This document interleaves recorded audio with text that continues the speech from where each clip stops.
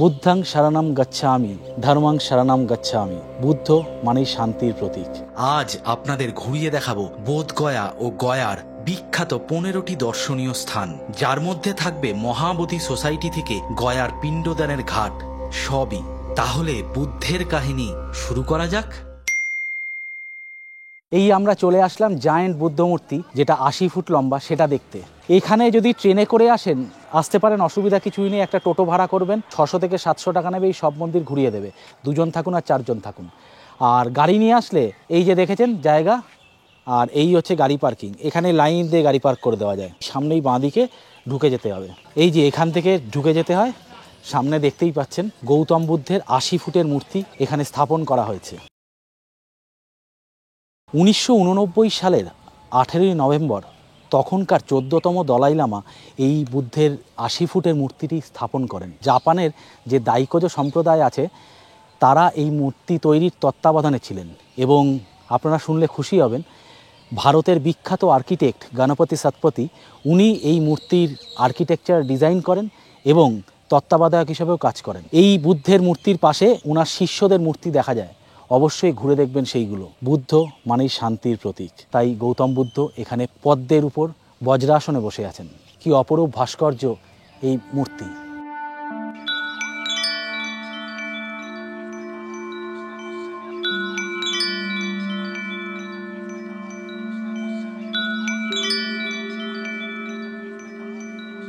অদ্ভুতভাবে একটা শান্তি বিরাজ করছে। একদম খালি, দোকানপাট এখনও খোলেনি, আমি জানি না কেন, কিন্তু খুব সুন্দর জায়গা এবং খুব পিসফুল, খুব শান্ত জায়গা। তার জন্য আমি আসতেই কথা বলছি।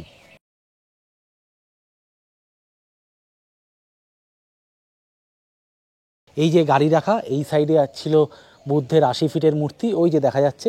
ঠিক তার কোনাকুনি উল্টো দিকেই এই সাইডে হচ্ছে পালিউল নামড্রোলিং টেম্পল। আমাদের হোটেল থেকে আসতে ওই হোটেলের রাস্তাটুকুনি এসে এই অবধি আসতে অসংখ্য অজস্র মন্দির ওইটুকুনি জায়গার মধ্যেই। আমাদের হোটেল থেকে এই বুদ্ধের 80 ফিটের বুদ্ধের মূর্তিটা হচ্ছে 3 কিলোমিটার দূরে।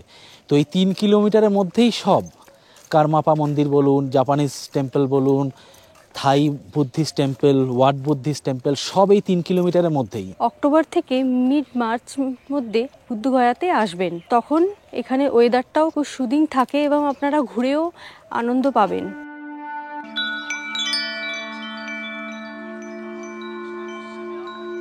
এই পালিউল নামড্রোলিং টেম্পল সকাল 8টা থেকে দুপুর 12টা এবং দুপুর 2টো থেকে বিকেল 5টা অবধি খোলা থাকে। নামদ্রোলিং মঠ, যা পালুল নামদ্রোলিং মঠ নামেও পরিচিত, 1963 সালে তিব্বতী বৌদ্ধ ধর্মের নিয়িংমা স্কুলের পালুল বংশের 11তম সিংহাসনধারী এইচ পেমা নোরবু রিনপোচে কর্তৃক প্রতিষ্ঠিত হয়েছিল। তিব্বতে চীনা আক্রমণের পর তিব্বতী শরণার্থীদের আশ্রয়স্থল হিসাবে এটি ভারতের বাইলাকুপ্পেতে প্রতিষ্ঠিত হয়েছিল। মঠটি দ্রুত তিব্বতী বৌদ্ধ ধর্মের একটি প্রধান কেন্দ্র এবং স্থিতিস্থাপকতা ও সাংস্কৃতিক সংরক্ষণের প্রতীক হয়ে ওঠে। আর এই প্যালিয়ং মনাস্ট্রির পাশেই ক্যাম্বোডিয়ান বুদ্ধিস্ট মনাস্ট্রি বোধগয়া। এটা খোলা থাকে সকাল 5টা থেকে রাত্রি 10টা। দুপুরের সময়টায় বন্ধ থাকে না। যত দেশ বুদ্ধ ধর্ম গ্রহণ করেছেন, প্রত্যেকেই এই বোধগয়াতে তাদের আর্কিটেকচারে, বৌদ্ধিস্ট আর্কিটেকচারে একটি করে মন্দির নির্মাণ করেছেন। আসলে এত মন্দির, তার জন্য সব জায়গায় তো যাওয়া সম্ভব নয়, তাই এইটাকে একটু বাইরে থেকেই আপনাদের দেখিয়ে দিলাম। আপনারা চাইলে ঘুরে দেখতে পারেন। এখানে ডিজাইনটাও ক্যাম্বোডিয়ার স্টাইলের, একটু অন্যরকম, বাট ধাঁচটা কিন্তু সেরকমই।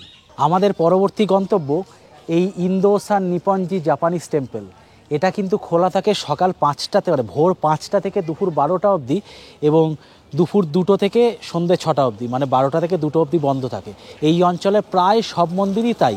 এই জাপানিজ টেম্পল কিন্তু আরও 1-2 জায়গায় আমরা দেখলাম, তবে এইটা হচ্ছে মূল জাপানিজ মন্দির। এই সাইডেও দেখছেন একটা নিরচেন সেক্ট কি একটা টেম্পল আছে। এখানে গলিতে গলিতে আঁকে বাঁকে টেম্পল, ফলে সব মন্দির দেখানো তো সম্ভব নয়, আর নামও মনে রাখা সম্ভব নয়। তাই আপাতত জাপানিজ মন্দিরটা ঘুরে দেখি। 1972 সালে নির্মিত এই জাপানিজ মন্দিরটি সবচেয়ে সুরক্ষণাবেক্ষণ করা মন্দিরগুলির মধ্যে একটি। বৌদ্ধ ধর্ম এবং বুদ্ধের প্রচার, সংরক্ষণ এবং প্রসারের উদ্যোগ হিসেবে জাপানিরা এই মন্দিরের জন্য অর্থায়ন করেছে। জাপানের দাইজোকো গ্রুপ এই মন্দিরটি স্থাপন করেন।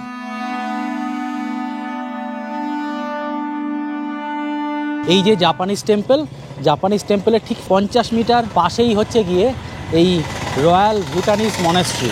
এই মন্দিরটি ভুটানের 66তম প্রশাসক যে খেমপোর আমলে 1983 সালে তৈরি করা হয়।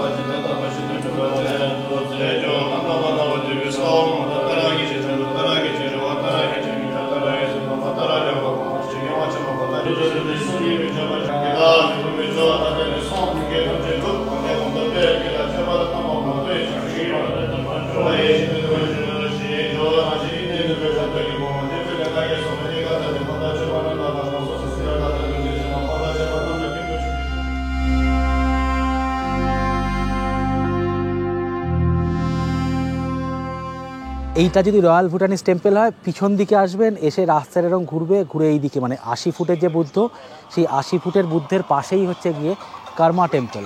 কার্মা টেম্পল খোলা থাকে সকাল 7টা থেকে দুপুর 12টা, এবং দুপুর 12টা থেকে 2টো অবধি বন্ধ থাকে, তারপরে 2টো থেকে 6টা অবধি আবার খোলা থাকে। কর্মা টেম্পল আজকে একটু মেনটেনেন্সের জন্য বন্ধ আছে, তাই ভিতরে ঢোকা গেল না। ভালো জায়গা, বেশ সুন্দর, অবশ্যই ঘুরে যাবেন। এই বুদ্ধ মন্দিরগুলোতে যেটা আমরা দেখছি সেটা হলো এখানে কিন্তু কোনো রকমের কোনো দাবি নেই যে আপনাদেরকে মানে এখানে পয়সা দিতে হবে বা ক্যামেরা নিয়ে ঢোকা যাবে না, মোবাইল নিয়ে ঢোকা যাবে না, এসব ব্যাপার বুদ্ধ টেম্পলে কিন্তু নেই। আদার্স যেটা আমরা হিন্দু টেম্পলগুলোতে দেখতে পাই, এখানকার এই ব্যাপারটা আমাদের ভীষণ ভালো লাগলো। তিব্বতীয় ধর্মগুরুদের বলা হয় কার্মাপা। 1988 সালে এই মন্দির উদ্বোধন হয়েছিল। এই কার্মা টেম্পল বৌদ্ধ ধর্মের একটি গুরুত্বপূর্ণ স্থান। এটি কর্ম থারসাই চক্রলিং কাগুফা ভজ্রযান নামেও পরিচিত। এই মন্দিরটি বোধগয়ার একটি গুরুত্বপূর্ণ বৌদ্ধ মন্দির এবং পর্যটকদের জন্য একটি আকর্ষণীয় স্থান। এখানে আসা দর্শনার্থীরা মন্দিরের শান্ত ও মনোরম পরিবেশ এবং চমৎকার পেন্টিংগুলির প্রশংসা করেন। কার্মা টেম্পল তো বন্ধ দেখলেন, সেই কার্মা টেম্পল দেখে তার থেকে 300 মিটার দূরে অবস্থিত এই ওয়াটথাই বুদ্ধা সাউইকা মন্দিরে। মন্দিরটার আর্কিটেকচারাল ডিজাইন কিন্তু সাংঘাতিক সুন্দর। এই মন্দিরটিও আজকে মেনটেনেন্সের জন্য বন্ধ আছে। এখানে অনেকগুলো মন্দিরই এখন একসাথে মেনটেনেন্সের কাজ চলছে, তাই জন্য সেইগুলো সব বন্ধ আছে আপাতত। আগের মন্দিরের পাশেই আছে এই মেটা বুদ্ধিজম মন্দির, কিন্তু আমাদের কপালটা আজকে সত্যিই খারাপ, এই মন্দিরটাও বন্ধ আছে। অ্যাকচুয়ালি এই মেটা বুদ্ধিজম মন্দির বুধবার এবং রবিবার মেনটেনেন্সের কাজের জন্য বন্ধ থাকে। এখানে কিন্তু ড্রোন ক্যামেরা অ্যালাউড না, ব্লগার বন্ধুদের উদ্দেশ্যে বলে দিলাম। এই মন্দিরের বিশেষত্বটা দেখেছেন? এই মন্দির তৈরি কালো পাথর এবং শ্বেত পাথর দিয়ে। বোধগয়ার মেটা বুদ্ধিস্ট টেম্পল একটি উল্লেখযোগ্য বৌদ্ধ মন্দির। এটি বুদ্ধগয়ার একটি গুরুত্বপূর্ণ স্থান, যেখানে একটি সাদা বুদ্ধ মূর্তি রয়েছে এবং মন্দিরের নিচে মার্বেল পাথরের মেঝে দিয়ে ঢাকা একটি ধ্যান কক্ষ রয়েছে। এই মন্দিরটি বৌদ্ধ ধর্মের অনুসারীদের জন্য একটি পবিত্র স্থান এবং এখানে এসে অনেকে শান্তি ও আধ্যাত্মিকতা লাভ করেন। ওয়াটথাই মন্দির দেখে আমরা ওখান থেকে আসলাম মহাবোধি সোসাইটির এন্ট্রি গেটের সামনে। এন্ট্রি গেট যেখানে গাড়ি নিয়ে ওখানে ঢোকা যায় না, তার 900 মিটার মতো আগে নো পার্কিং, গাড়ি নিয়ে ঢোকা যায় না, টোটো নিয়ে ঢুকতে পারবেন।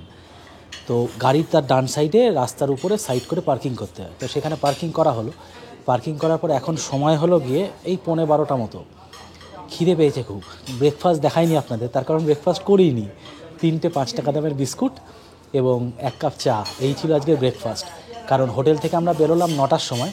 গতকাল রাত্রে তো ডিনার করে বেরিয়েছিলাম, সেই ভিডিও তো দেখেছেন আশা করি। যদি না দেখে থাকেন ডেসক্রিপশানে লিঙ্ক দেওয়া রইল। কলকাতা থেকে বোধগয়া রোড ট্রিপ, রাত্রি 9টার সময় খেয়েছিলাম। মানে এটা আমাদের প্রত্যেকেরই ইন্টারমিটেন্ট ফাস্টিং হয়ে গেল, মানে প্রায় 12-14 ঘন্টা আমরা কিছু খেলাম না। আর এটা একটা ভালো জিনিস, তার জন্য শরীর বেশ চনমনে, এনার্জি থাকে বেশ ভালো। বিশেষত ড্রাইভে বেরোলে এটা কিন্তু খুব ইম্পর্টেন্ট। শুরুর দিনটা অথবা মাঝখানে কোনো একদিন আর শেষের কয়েকদিন আগে, এই দিনগুলো ইন্টারমিটেন্ট ফাস্টিং, মানে 12-14 ঘন্টা কিছু না খেয়ে থাকলে এটা শরীরের পক্ষে খুব ভালো এনার্জি প্রোভাইড করে। এতে শরীর চনমনে থাকে, ঘুম বিশেষ পায় না। তো যাই হোক, সেই মহাবোধি সোসাইটির ওখানে গাড়িটা পার্কিং করে তার পাশেই সুজাতা রেস্টুরেন্ট আছে। সুজাতা রেস্টুরেন্ট এখানকার খুব বড় রেস্টুরেন্ট, এটা একটা সুজাতা হোটেল। সেই হোটেলের নিচেই রেস্টুরেন্ট, বেশ হাইফাই রেস্টুরেন্ট। বিদেশিরা মূলত এখানে খেতে আসে, তার জন্য রেটটা সামান্য একটু বেশি। সুন্দর এসি, ছিমছাম পরিবেশ, বেশ ভালো। খাবারে কি আছে দেখে নিন তাহলে। আজকে ব্রেকফাস্ট এবং লাঞ্চ একসাথেই। এই আজকের লাঞ্চে নিয়ে নিলাম সাদা ঝরঝরে ভাত, দাম 190 টাকা প্লেট। এটা হচ্ছে চিকেন কারি, এটার দাম 450 টাকা। এটা হচ্ছে ভেজ ফ্রাইড রাইস, এটার দাম 260 টাকা। আর এটা হচ্ছে চিলি চিকেন, এটার দাম 500 টাকা। এই আমরা চলে আসলাম মহাবোধি সোসাইটির মন্দিরে। এই যে মহাবোধি সোসাইটির এন্ট্রি গেট, আর এইখানে হচ্ছে গিয়ে মোবাইল জমা রাখে, বিনামূল্যে মোবাইল জমা রাখে। আর ক্যামেরার জন্য, গোপ্রোর জন্য একটু বলে দিই, ওরা বলবে গোপ্রো ভিডিওর জন্য 300 টাকা। রিকোয়েস্ট করবেন, বলবেন আগে আমার অনেক বন্ধুবান্ধব এসছে 100 টাকাই নিয়েছে, তো রিকোয়েস্ট করলে 100 টাকাই নেবে, অসুবিধা কিছু নেই। গোপ্রোর জন্য 100 টাকাই নেবে। আর যে কোনো ক্যামেরার জন্য 100 টাকা। আর ভিডিওগ্রাফি যদি বড় কোনো ক্যামেরা থাকে সেক্ষেত্রে কিন্তু 300 টাকা এবং 500 টাকা চার্জ, মানে আরও বড় যদি কোনো ক্যামেরা থাকে তাহলে 500 টাকা চার্জ। আর ঢুকতে কোনো চার্জ লাগে না, বুদ্ধের কোনো মন্দিরেই এন্ট্রি ফি কিছু নেই। এই যে ভিতরে ঢুকে পড়লাম এবং সুন্দর পরিবেশ, ভিতরে শান্ত নিরিবিলি, বেশ ফুলের বাগান করা, সুন্দর একটা মায়াবী পরিবেশ। তবে একটা কথা খেয়াল রাখবেন, পাওয়ার ব্যাঙ্কও ভিতরে যাবে না, কোনো স্মার্ট ওয়াচ, কোনো গ্যাজেট, ইলেকট্রনিক্স গ্যাজেট কিন্তু যাবে না। আবারও বলে দিই, নর্মাল ক্যামেরার চার্জ 100 টাকা, গোপ্রো রিকোয়েস্ট করলে 100 টাকাতে হয়ে যায়, যেহেতু সাইজটা ছোট। মোবাইল তো স্ট্রিক্টলি প্রহিবিটেড, একদম যাবে না। এর কারণ ভিতরে ব্লাস্ট হয়েছিল, সিরিয়াল ব্লাস্ট হয়েছিল বেশ কয়েক বছর আগে, তার জন্য মোবাইল যাবে না। ডিএসএলআর ক্যামেরা থাকলে চার্জ 100 টাকা, আর বড় ভিডিও ক্যামেরা বা হ্যান্ডি ক্যামেরা সনির যেগুলো, সেগুলো 300 টাকা। আর যদি তার থেকেও বড় কোনো movie camera, proper movie camera set থাকে, তার চার্জ 500 টাকা।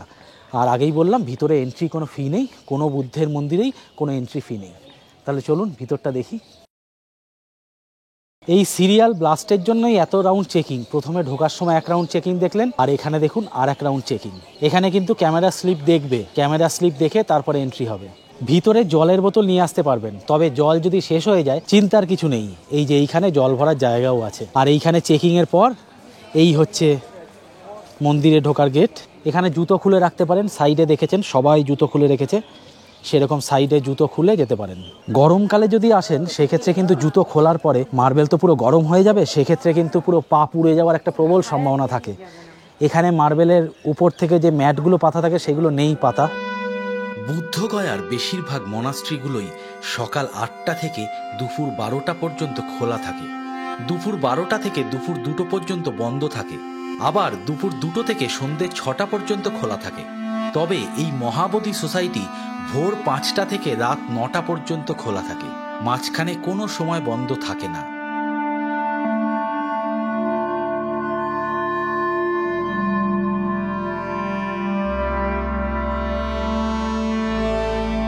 যীশুখ্রিস্টেরও জন্মের প্রায় 800 বছর আগে, মানে এখন থেকে প্রায় 2800 বছর আগে, নেপালের তরাই অঞ্চলের কপিলাবস্তুতে মহারাজ শুদ্ধোধনের পুত্র হিসেবে জন্ম নিলেন সিদ্ধার্থ।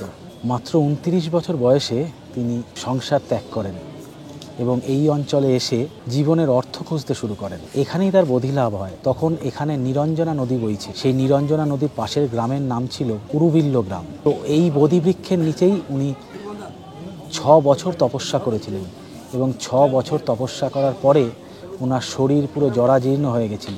তখন সুজাতা নামের এক গোপালিকা তাকে স্বহস্তে পায়েস নির্মাণ করে খাইয়েছিলেন, মানে পরমান্ন নির্মাণ করে খাইয়েছিলেন। সেই পরমান্নের জন্য তার নতুন জীবন সঞ্চার হয়। তারপর তিনি এইখানেই আবার নতুন উদ্যমে তপস্যা শুরু করেন এবং 49 দিন পরে উনি মোক্ষ লাভ করেন, মানে জীবনের অর্থ খুঁজে পান। অর্থাৎ সর্বোচ্চ জ্ঞান লাভ করেন। সৃষ্টির অর্থ, মানুষের জীবনের অর্থ, মানুষের দুঃখের কারণ ইত্যাদি সম্বন্ধে তিনি সার্বিক জ্ঞান লাভ করেন, অর্থাৎ বোধি লাভ করেন। তার জন্যেই তার নাম বোধিসত্ত্ব। সিদ্ধার্থ পরিণত হলেন তথাগত বুদ্ধে। এই গাছের নিচে বসেই ভগবান বুদ্ধ বোধিলাভ করেছিলেন। এই বৃক্ষটি সেই বৃক্ষেরই বংশধর। এই বৃক্ষটিকে ঘিরে অনেক গল্পকথা প্রচলিত আছে। এই এখনকার যে বোধিবৃক্ষ দেখছেন, সেই বোধিবৃক্ষ এটা হচ্ছে 5ম জেনারেশন। সম্রাট অশোক যখন চণ্ডাশোক থেকে ধর্মাশোকে পরিবর্তিত হন, তার 5ম স্ত্রী, যাতে তিনি বুদ্ধ ধর্ম না নিতে পারেন তার জন্য এই গাছটিকে খণ্ডন করেন, সেটা ছিল প্রথম জেনারেশন। ঠিক সেই সময় সম্রাট অশোক সেই বৃক্ষের দুটি অংশ তার পুত্র মহেন্দ্র এবং কন্যা সংঘমিত্রাকে দিয়ে পাঠালেন সুদূর সিংহলে, মানে বর্তমানে শ্রীলঙ্কার অনুরাধাপুরমে।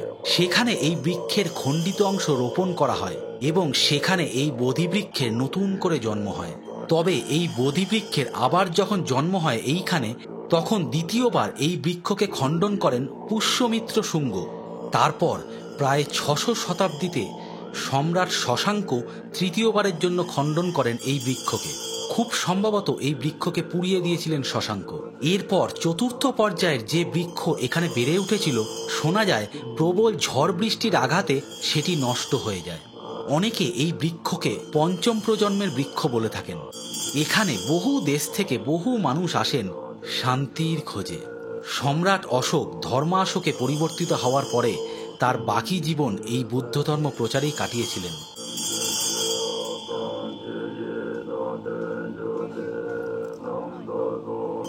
এই স্তূপগুলি এবং আরও কতগুলো ছোট ছোট স্তূপ সম্রাট অশোক নির্মাণ করেছিলেন।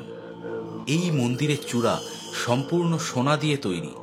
তৎকালীন থাইল্যান্ডের রাজা এই 289 কেজি সোনা দান করেছিলেন। অনিমেষ লোচন চৈত্য বোধি লাভ করার পর বুদ্ধদেব এখানে 1 সপ্তাহ অনিমেষ নয়নে বোধিবৃক্ষের দিকে তাকিয়েছিলেন। এই স্থানের বিভিন্ন জায়গায় তিনি অবস্থান করেছিলেন সেই সময়। গৌতম বুদ্ধ যখন এর উপর থেকে পা দিয়ে হেঁটেছিলেন, এইগুলো এইভাবে মার্ক করা আছে, চিহ্নিত করা আছে, ওনার পায়ের তলা থেকে পদ্ম ফুটত এই জায়গাগুলো থেকে। অনাগরিক ধর্মপাল 1891 সালে মহাবোধি সোসাইটি প্রতিষ্ঠা করেন এবং শৈবদের হাত থেকে এই মন্দির উদ্ধার করেন। সেই সময় এই মহাবোধি সোসাইটির প্রধান অফিস তৈরি হয়েছিল কলকাতায় এবং অনাগরিক ধর্মপালকে এই উদ্দেশ্যে প্রবলভাবে সাহায্য করেছিলেন কবিগুরু রবীন্দ্রনাথ ঠাকুর থেকে শুরু করে স্বামী বিবেকানন্দ, আশুতোষ মুখোপাধ্যায় প্রমুখ মহান ব্যক্তিত্বরা। চূড়াটি দেখতে পাচ্ছেন, সেটি স্বর্ণ নির্মিত। তৎকালীন থাইল্যান্ডের রাজা 289 কেজি সোনা দান করেছিলেন এখানে। এই চূড়াটি ওই 289 কেজি সোনা দিয়েই তৈরি হয়েছিল। এইটা হচ্ছে এখানকার সম্পূর্ণ ম্যাপটা। চলুন আপনাদের একে একে সব ঘুরিয়ে দেখাচ্ছি। এখানে একটা জিনিস খুব ভালো লাগলো আমাদের, যে ফুলই হোক সেই ফুলই গৌতম বুদ্ধের পায়ে চড়ানো হয়, সেটা গাঁদাই হোক, গ্ল্যাডিওলাস হোক বা জবাই হোক। কারণ হিন্দু ধর্মে, হিন্দু শাস্ত্রে যেই দেবতা যেই ফুলে সন্তুষ্ট, এ তো প্রচলিত কথা। কিন্তু এখানে সেরকম ব্যাপার নেই, যে কোনো ফুলই চড়ানো যায় গৌতম বুদ্ধের পায়ে।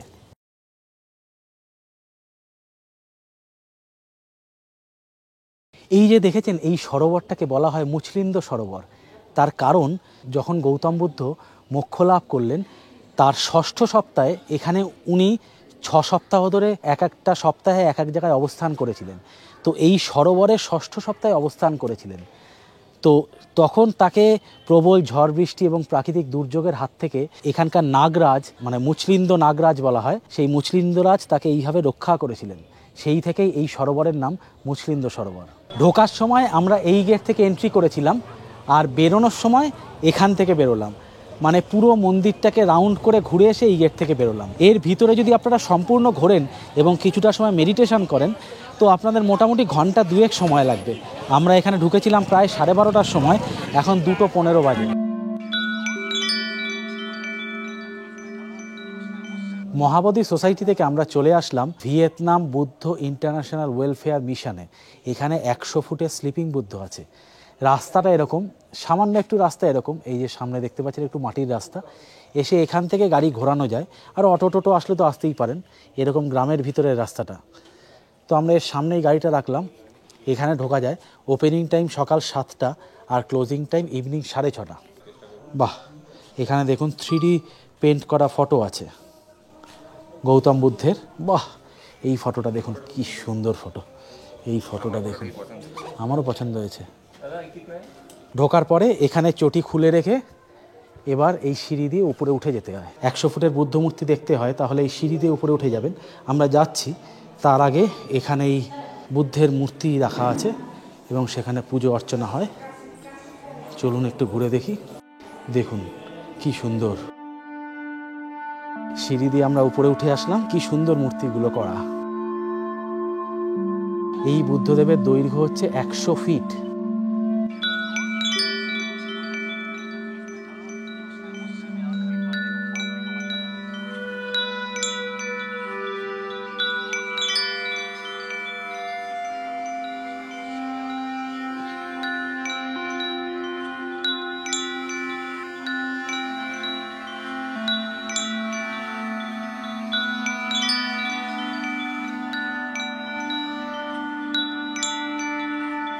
এখানে ফটোগ্রাফি প্রিন্ট করে দেবে 50 টাকা 100 টাকা, সব এনারাই করে থাকেন। ভালো ব্যবস্থাপনা, নো ডাউট খুব ভালো ব্যবস্থাপনা। আরও জল, ঠান্ডা জল, চা, কফি সবই পাবেন। ইচ্ছা করলে ডোনেশন বক্সে কিছু ডোনেট করতে পারেন। এখান থেকে বেরিয়ে এবার আমরা চললাম সুজাতা স্তূপের দিকে। এখান থেকে দূরত্ব 2.8 কিলোমিটার মাত্র। এই স্তূপের এখানেই সুজাতার বাড়ি ছিল এবং দীর্ঘ 6 বছর তপস্যার পরে গৌতম বুদ্ধের শরীর যখন জরাজীর্ণ হয়ে যায়, তখন এই সুজাতাই স্বহস্ত নির্মিত পরমান্ন খাইয়েছিলেন গৌতম বুদ্ধকে, এবং তারপরেই গৌতম বুদ্ধ সুস্থ হয়ে ওঠেন এবং পুনরায় আবার তপস্যা করতে শুরু করেন।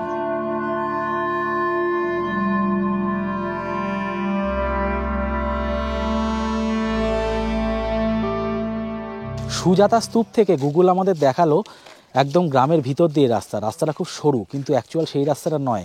একটু লোককে জিজ্ঞাসা করে আসবেন, তাহলে একটু ঘুরে আসতে হবে, কিন্তু রাস্তাটা খুব ভালো। কোথায় আসলাম এই সুজাতা টেম্পেলে। এখানেই অ্যাকচুয়ালি সুজাতা দেবী গৌতম বুদ্ধকে পরমান্ন খাইয়েছিলেন। চলুন দেখে আসি সেই জায়গা। এখানে জুতো রাখার সুবন্দোবস্ত আছে। জুতো খুলে রেখে এই মন্দিরের ভিতর প্রবেশ করলাম আমরা। সব বুদ্ধ মন্দিরই কিন্তু সুন্দর, শান্ত, নিরিবিলি, পরিষ্কার পরিচ্ছন্ন। এটাও তার ব্যতিক্রম নয়। এই দেখুন, এখানে মূর্তি করে ডেমনস্ট্রেট করা হয়েছে। সুজাতা দেবী তথাগত বুদ্ধকে পরমান্ন খাওয়াবেন বলে বাটি এগিয়ে দিচ্ছেন। এখানেও একটা ডেমনস্ট্রেশন করা আছে, মাটির মূর্তি তৈরি করে রাখা আছে। সকাল 9টা থেকে শুরু করেছিলাম, তারপরে এখন বাজে প্রায় 4টে বাজতে 10। তো বুঝতেই পারছেন, বোধগয়া আসলে একটা সম্পূর্ণ দিন কিন্তু লাগবে।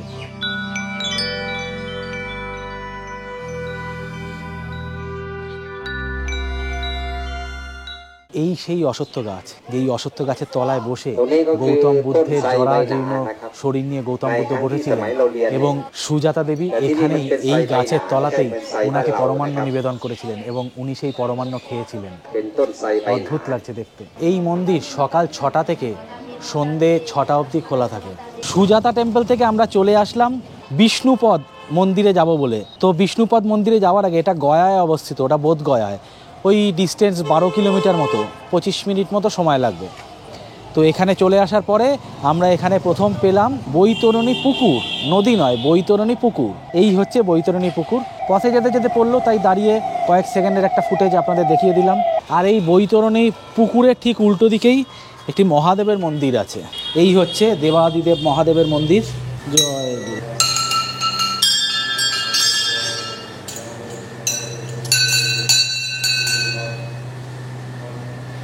সোজা সুজাতা স্তূপ থেকে আমরা প্রায় 12-13 কিলোমিটার রাস্তা 30 মিনিটে অতিক্রম করে পৌঁছে গেলাম এই মঙ্গল গৌরী শক্তিপীঠে।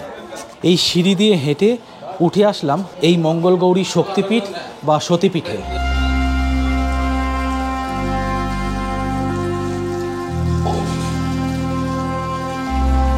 এটা হচ্ছে এই সতীপীঠের যজ্ঞকুণ্ড। এখানে মাতা সতীর স্তনের অংশ পড়েছিল, তাই এই মঙ্গল গৌরী দেবীকে পুষ্টিরূপে পুজো করা হয়। এখানে কিন্তু এরকম লম্বা লাইন পড়েছে, এখনও গেটটা খোলেনি, গেটটা খুলবে। এই যে দেখতেই পাচ্ছেন, এরকম ঘুরিয়ে পেঁচিয়ে লাইন করা।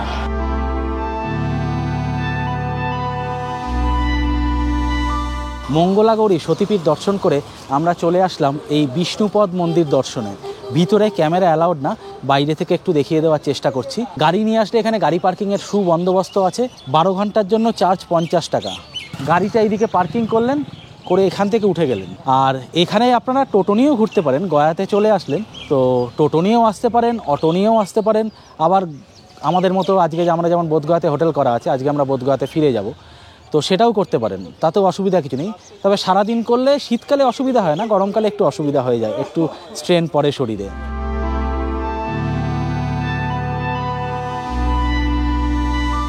এই হচ্ছে বিষ্ণুপদ মন্দির। সকাল 5টার সময় এখানে আরতি হয়, তারপরেই মন্দির খুলে যায় সাধারণ মানুষের জন্য, এবং তারপর থেকে রাত্রি 11টা অবধি খোলা থাকে।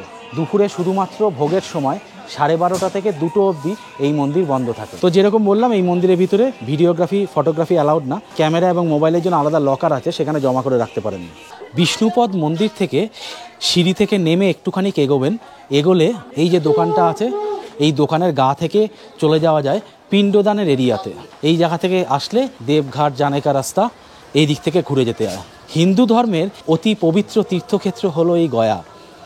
এই গয়ার উল্লেখ আপনারা বিষ্ণু পুরাণ থেকে মহাভারত সর্বত্রই পাবেন। মহাভারতে গয়ার নাম গয়াপুরী হিসাবে উল্লেখ আছে। এই যে এই জায়গাটা দেখছেন, এই গেট থেকে চলে আসতে হবে। এই সামনেই পিণ্ডদানের এরিয়া। এই আমরা এখন চলে এলাম গয়ার অতি পবিত্র জায়গায়। এটাই গয়ার পিণ্ডদান এরিয়া। এই সম্পূর্ণ এরিয়াতেই পিণ্ডদান হয়।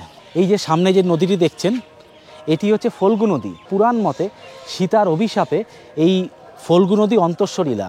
উপরে যে জল দেখা যাচ্ছে সেটা সামান্য, বালি খুঁড়লে অ্যাকচুয়াল জল দেখা যাবে। এর একটা সায়েন্টিফিক কারণও আছে। এটি ছোটনাগপুর মালভূমি থেকে তৈরি।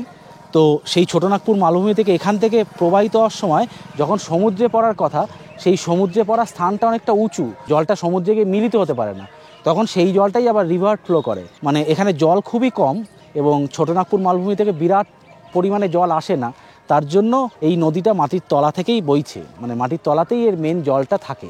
অতীতে গয়াসুর নামে এক অসুর ছিলেন, যিনি ব্রহ্মার এক বড় ভক্ত ছিলেন। ব্রহ্মার আশীর্বাদে তিনি একটি বর লাভ করেন, তার শরীর যে স্পর্শ করবে সেই স্বর্গে যাবে। তো সেই বর পাওয়ার পরে মানুষ তো বটেই, পশু পাখি কীটপতঙ্গ পর্যন্ত তার শরীর স্পর্শ করে স্বর্গে যেতে শুরু করে। ফলে যথারীতি স্বর্গে জায়গা সংকট দেখা যায়। তো তখন ব্রহ্মা ডেকে পাঠান বিষ্ণুকে, এবং বিষ্ণু তখন এই গয়াসুরকে এর সমাধান সূত্র খুঁজতে বলেন। তো গয়াসুর তখন বিষ্ণুকে বলে যে বিষ্ণুর পদাঘাতে গয়াসুর যেই স্থানে পতিত হবে সেই স্থান মোক্ষ লাভের স্থান হিসাবে বিবেচিত হবে। সেই বিষ্ণুর পদাঘাতে এই স্থানে বিরাট বপু গয়াসুর এখানে পতিত হন। এই যে পাহাড়গুলো দেখছেন, মনে করা হয় গয়াসুরের শরীরের ভগ্নাবশেষ এই পাহাড়। তাই জন্যই কিন্তু এখানে এই পিণ্ডদানের রীতিটা বহুদিন থেকে চালু আছে। আর একটা ভালো তথ্য দিই, রামকৃষ্ণের বাবা ক্ষুদিরাম এখানে এসেছিলেন তার পিতার পিণ্ডদানের উদ্দেশ্যে। তখন রামকৃষ্ণ বালক গদাধর রূপে তাকে স্বপ্নে দেখা দিয়েছিলেন, মানে ক্ষুদিরামকে স্বপ্নে দেখা দিয়েছিলেন।